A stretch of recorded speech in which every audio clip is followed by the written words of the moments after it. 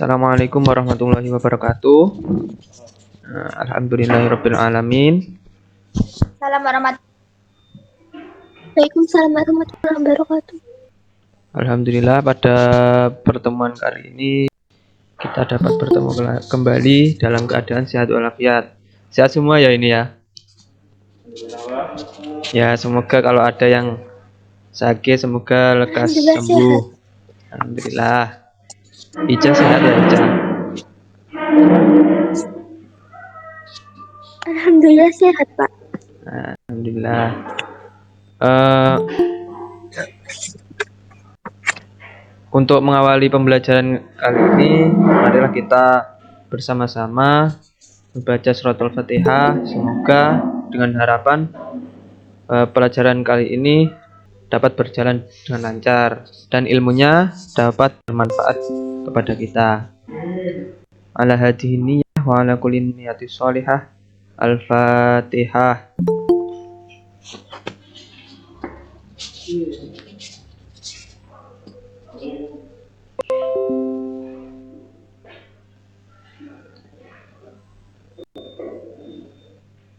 Amin ya rabbal alamin.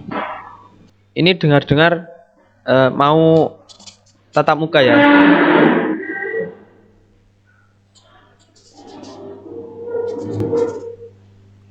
Iya Pak. Ya, minggu depan. Tahu. Minggu depan, Bintang. Amin. Belum tahu Pak. Oh belum Ada. belum tahu, belum ada edaran. Pengumuman. Oh belum ada pengumuman. Belum ada pengumuman. Ya belum ada. Ya, Semoga-moga Pak.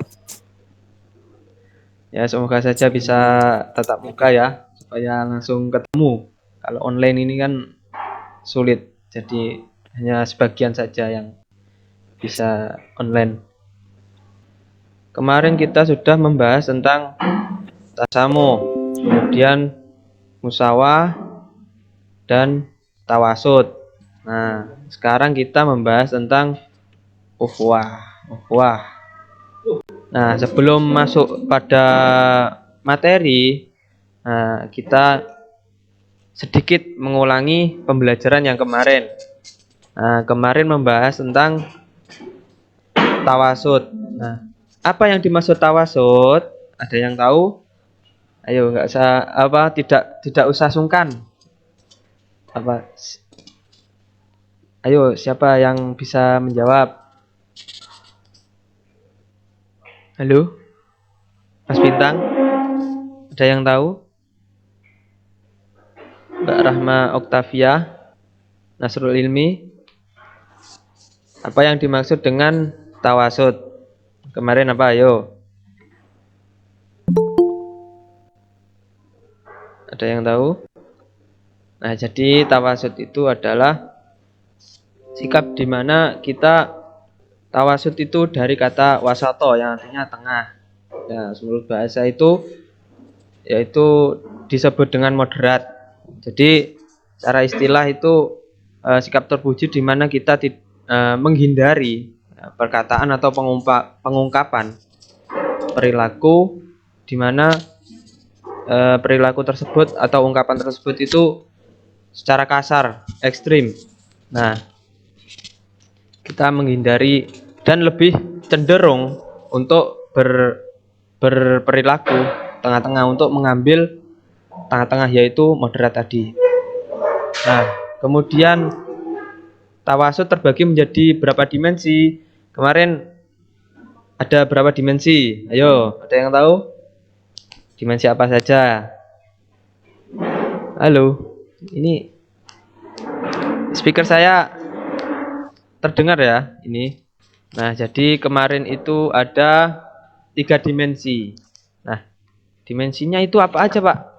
Nah, untuk dimensinya itu ada dimensi syariat, ada dimensi akhlak, dimensi lagi. Yang satu lagi apa? Kurang satu lagi apa? Dimensi akidah.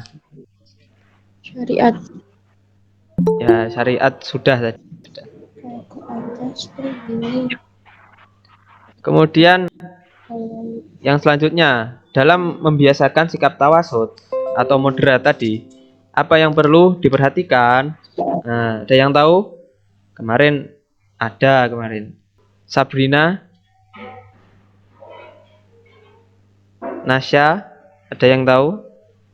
Yang perlu diperhatikan saat kita membiasakan sikap tawasud atau moderat.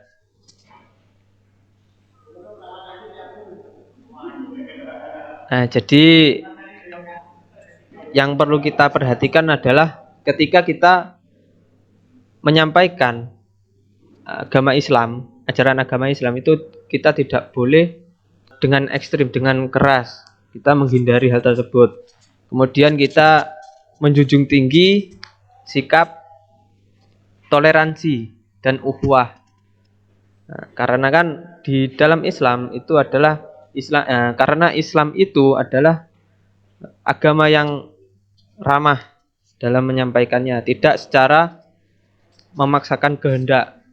Kemudian langsung kita menuju ke materi hari ini. Kita membahas materi tentang ukhuwah, di mana materi ukhuwah ini adalah materi keempat setelah dari kunci kerukunan. Nah, ukhuwah itu apa, Pak? Nah, ukhuwah itu dari kata akhun yang artinya saudara. Nah, kata ukhuwah sendiri itu berarti secara bahasa adalah persaudaraan. Nah, menurut istilah adalah sikap terpuji di mana menumbuhkan perasaan kasih sayang, persaudaraan, kemuliaan, dan rasa saling percaya terhadap orang lain. Nah, kemudian Allah berfirman dalam Al-Quran surat Al-Hujurat ayat 10. A'udzu billahi minasyaitonir rajim. Bismillahirrahmanirrahim. Innamal mu'minuna ikhwatun fa aslihu baina akhwatikum wattaqullaha la'allakum turhamun.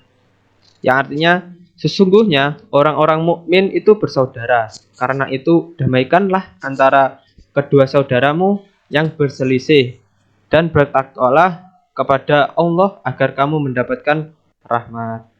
Jadi dalam surat Al-Hujurat ayat 10 tersebut dijelaskan bahwasanya apabila kita mengetahui, kita tahu teman kita itu sedang berselisih, bertengkar, nah, kita harus mendamaikannya. Nah, kita harus mendamaikannya karena apabila terus bertengkar nanti ditakutkan munculnya suatu konflik. Baik itu nanti muncullah permasalahan-permasalahan yang lain. Nah, kemudian dalam hal tersebut dalam Islam itu tidak boleh, sebab akan ditakutkan mencederai salah satu dari mereka. Nah, itu tidak boleh. Oleh sebab itu kita harus mendamaikannya.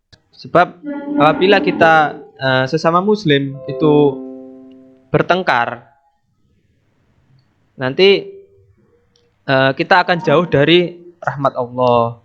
Kemudian jauh dari perlindungan Allah. Kemudian yang selanjutnya adalah ukhuwah dalam Islam. Nah, ukhuwah dalam Islam ini sangat perlu sekali, dikarenakan jika ada perselisihan, bahkan jika ada perselisihan, kita diperintahkan untuk mendamaikannya, bukan malah memperkeruh suasana. Nah, oleh sebab itu dalam Islam ukhuwah ini sangat penting, sebab kita tidak boleh memutus tali persaudaraan seperti itu. Kemudian adapun ukhuwah dalam Al-Quran itu diperkenalkan ada beberapa macam. Nah, ini ada persaudaraan senasab, ada persaudaraan sekeluarga, sebangsa walau tidak seagama, persaudaraan semasyarakat walaupun berselisih paham, kemudian persaudaraan seagama, persaudaraan sekemanusiaan, dan persaudaraan semakhluk dan sehamba kepada Allah. Nah, yang pertama, persaudaraan senasab. Nah, persaudaraan senasab ini seperti pada ayat tersebut, pada ayat pada surah An-Nisa ayat 11. Nah, ayat tersebut merangkan tentang warisan atau tidak boleh menikahi orang-orang tertentu. Nah, orang-orang tertentu itu apa? Ya, ibu kita, senasab kan nasabnya dari ibu dan bapak. Kemudian yang kedua adalah persaudaraan sekeluarga. Nah, persaudaraan sekeluarga ini adalah persaudaraan yang dijalin oleh ikatan keluarga. Nah, seperti halnya pada surat Toha ayat 29 sampai 30 tersebut, bahwa tentang doa Nabi Musa. Kemudian yang selanjutnya adalah persaudaraan sebangsa walau tidak seagama. Nah, ini kita meskipun tidak seagama, akan tetapi seperti yang di Indonesia ini kita sama-sama di dalam naungan bangsa Indonesia. Oleh sebab itu kita harus menjalin persaudaraan. Kita dengan yang lain yang non agama Islam itu tetap saudara. Karena nanti juga untuk mendorong kita dan dapat memperkuat kesatuan bangsa Indonesia, sebab akan berpengaruh juga kepada kerukunan bangsa ini. Apabila persaudaraan itu goyah, maka bangsa ini akan bahaya, ya, karena di dalam satu negara saja tidak bersaudara, apalagi nanti ada musuh yang masuk, kan bangsa kita dapat hancur. Nah, kita tidak mau hal tersebut. Oleh sebab itu kita harus bersaudara meskipun berbeda agama. Nah, kemudian yang selanjutnya adalah persaudaraan semasyarakat walaupun berselisih paham.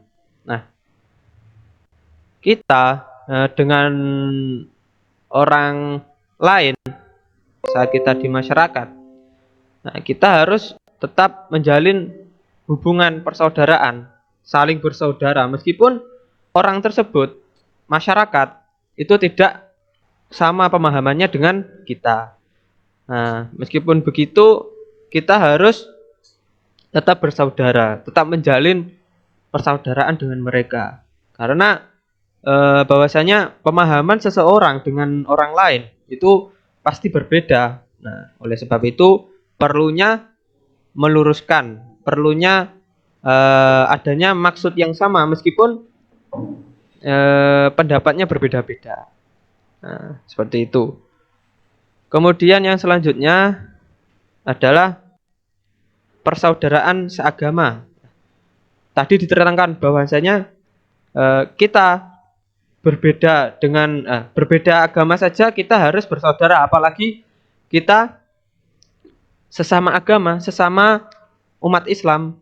Nah, kita harus menerapkan ukhuwah ini.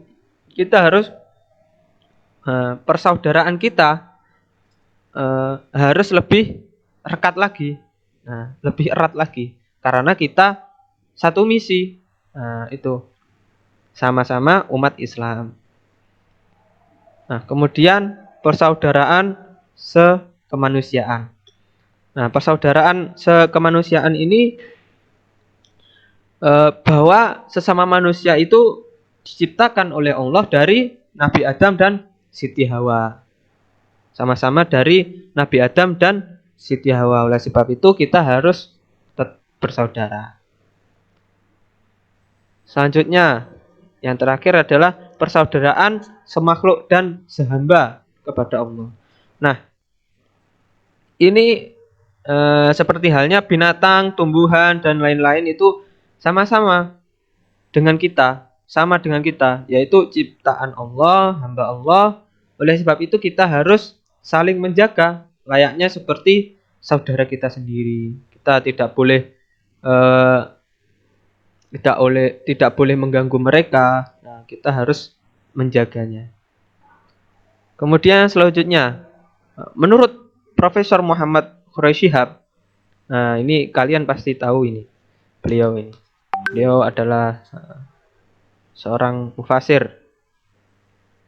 Nah, beliau berkata bahwasanya persaudaraan bukan hanya dilihat dari keturunan, persaudaraan bukan hanya dilihat dari keturunan, akan tetapi juga kesamaan suku, bangsa, agama, dan tanah air, agar terciptanya suatu keharmonisan, suatu perdamaian dalam hubungan manusia. Oleh sebab itu,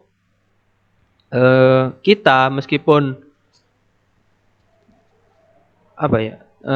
berbeda, kita harus tetap bersaudara, karena kita sama-sama satu bangsa, satu tanah air, yaitu tanah air Indonesia.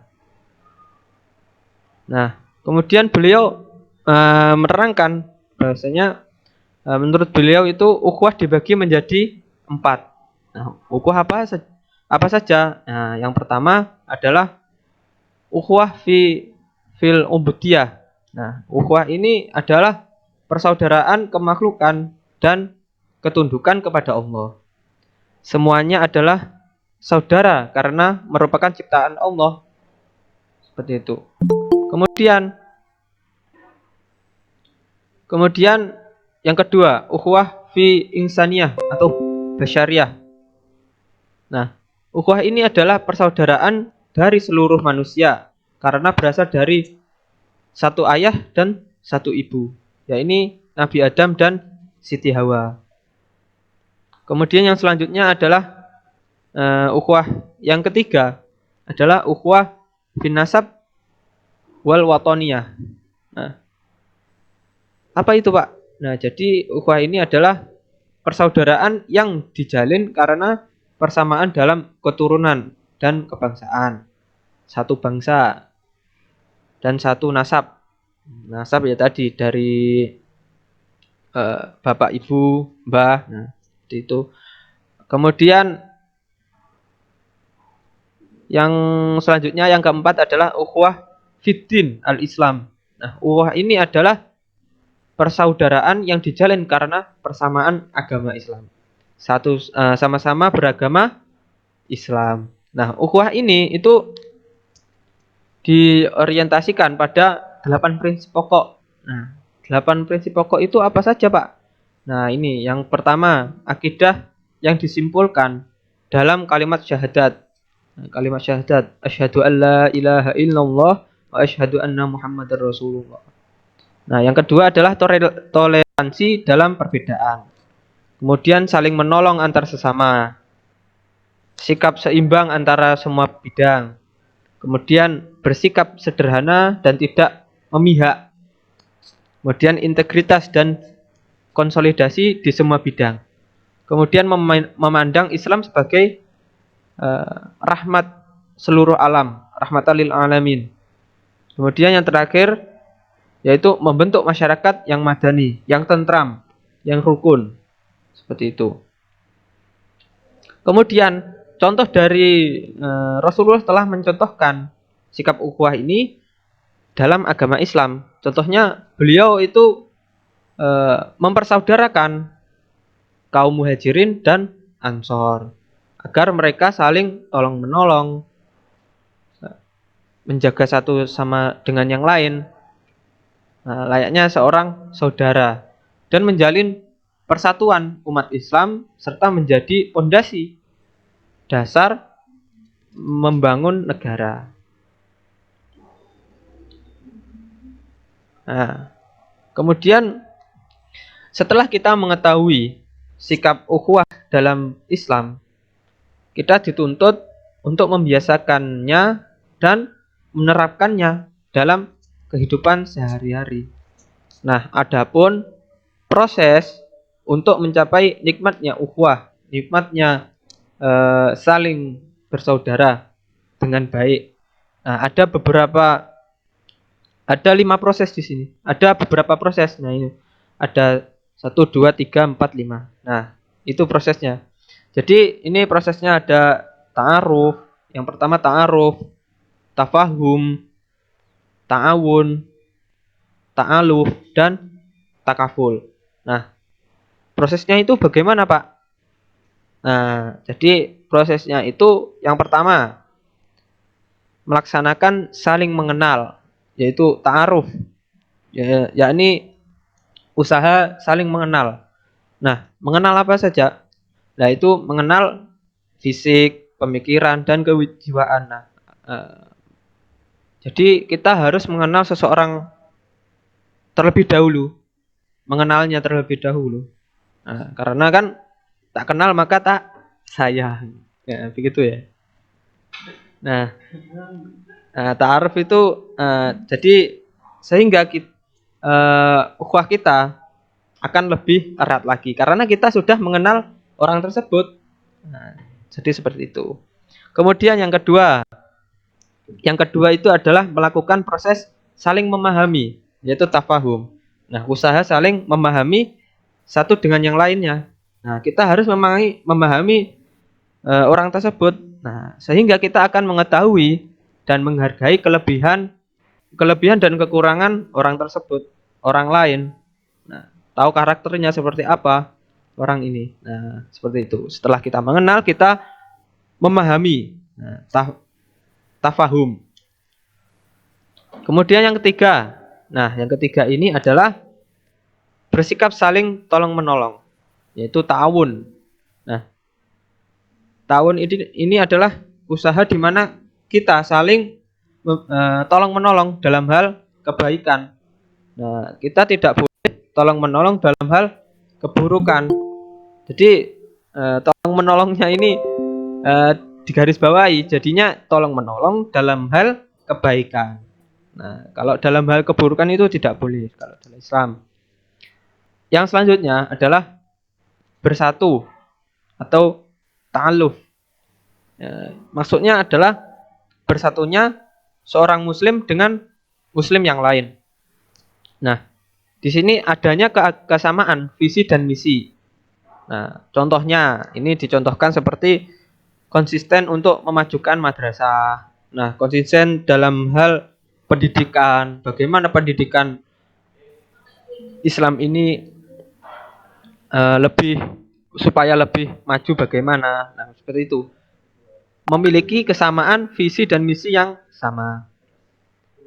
Kemudian yang selanjutnya, yang terakhir adalah melaksanakan proses saling menjaga atau takaful. Nah, takaful itu adalah saling memberi keamanan antara seseorang dengan orang lain, saling memberi keamanan. Jadinya sikap ini itu terjalin setelah persaudaraan itu benar-benar erat dan kokoh. Nah, jadi yang pertama tadi kita harus mengenali terlebih dahulu. Nah, yang pertama. Kemudian yang selanjutnya kita harus memahami orang tersebut. Nah, apabila setelah itu yaitu saling tolong menolong. Nah, kemudian kita yang selanjutnya bersatu atau ta'aluf, memiliki visi dan misi yang sama.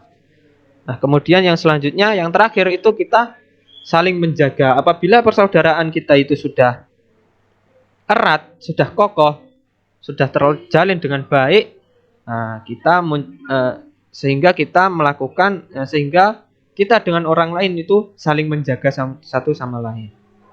Nah, seperti itu. Jadi ukhuwah dalam agama Islam itu sangat dianjurkan karena banyak sekali hikmah-hikmahnya. Salah satunya tadi yaitu menjaga satu dengan yang lain. Nah, seperti itu. Mungkin itu yang dapat saya sampaikan. Apa ada pertanyaan? Halo? Suara saya terdengar ya ini ya? Terdengar. Bagaimana? Ya, Pak, terdengar. Ada yang masih bingung terkait materi tentang ukhuwah tadi. Ya kalau begitu saya akhiri penyampaian materi hari ini pada pertemuan kali ini. Kita lanjutkan ke diskusi. Nah, diskusinya bisa apabila kalian ada yang dibingungkan terkait materi ukhuwah ini atau materi-materi yang sebelumnya, bisa ditanyakan di grup, didiskusikan. Nah, nanti saya akan membuat list pertanyaan apabila ada yang bertanya, kemudian dibahas bersama-sama supaya saling bertukar pikiran satu dengan yang lain. Nanti ada soal. Nah, soalnya ini meneruskan soal yang kemarin yang pilihan ganda yang di Google Form yang sudah saya berikan. Nah, tapi ini soalnya soal uraian, hanya 5 soal. Dan nanti saya share di grup, terus kemudian kalian kerjakan. Nah, dikumpulkan kapan, Pak? Nah, dikumpulkan pada pertemuan yang selanjutnya. Nah, mungkin itu yang dapat saya sampaikan. Apabila ada salah kata maupun perbuatan, saya mohon maaf. Wallahu muwaffiq ila aqwamit thoriq. Wassalamualaikum warahmatullahi wabarakatuh. Waalaikumsalam warahmatullahi wabarakatuh. Marilah kita tutup pembelajaran pada kali ini dengan membaca doa kafaratul majelis. Subhanakallahumma wa bihamdika asyhadu an la ilaha illa anta astaghfiruka wa atubu ilaik. Ya, bisa dilanjut di grup Telegram ya.